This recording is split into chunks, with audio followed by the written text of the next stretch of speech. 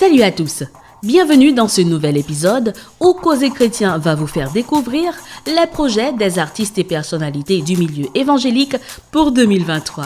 Vous êtes prêts? C'est parti! Holy Music. Fraîchement récompensé pour son parcours en 2022 par le staff de la radio Alléluia FM, le groupe Holy Music, dirigé par le maestro Jean-Daniel Valentin, a les idées claires au moment d'aborder 2023. Les objectifs, la sortie d'un nouveau vidéoclip, Chris Avem, la réalisation de live Session Worship, la sortie officielle de leur premier album et gagner plus de cœur pour Dieu à travers la musique. Des ambitions que le maestro estime être largement à la portée de son staff. 2023, l'année de l'action. Voici comment Jessie Desiarsold entrevoit cette nouvelle année. Interrogé par la rédaction de Causé Chrétien, l'artiste répond avec optimisme quant à ses plans de carrière pour 2023. Déjà présente dans plusieurs affiches importantes durant les 12 derniers mois, la chanteuse était déjà sur scène dès le 1er janvier 2023 lors de la deuxième édition de Prémices d'adoration à Enfrasa. Un premier rendez-vous qu'elle conforte avec des promesses de production tout au long de l'année. Voici Aurélie Antoine.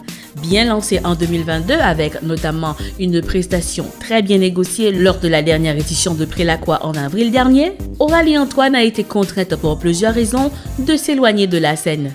Une période durant laquelle elle s'est accrochée à sa plume en rejoignant l'équipe de rédaction de Causé Chrétien. En 2023, l'artiste veut conjuguer la plume et le micro en revenant vers son public plus motivé qu'avant. Objectif premier, la sortie officielle de son single spécial, défi immédiat de sa jeune carrière. Parlons de Taliana Lindor.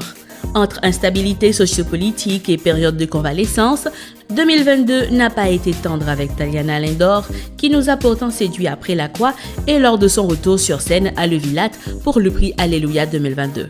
L'artiste au double chapeau, chanteuse et designer, dit voir 2023 comme étant l'année de l'espoir.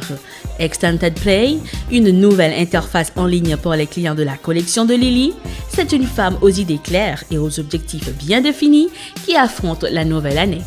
Et pour finir, voici Deg. Habituée à gâter son public avec ses productions audiovisuelles, la chorale Deg conclut l'année 2022 sans nouveau vidéoclip, mais avec un bilan honorable en étant présente notamment dans quelques grands rendez-vous du milieu.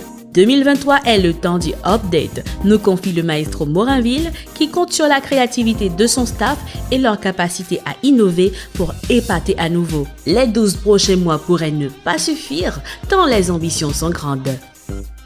Voilà, c'est la fin de cet épisode. Merci de l'avoir suivi. À très bientôt pour de nouvelles promesses.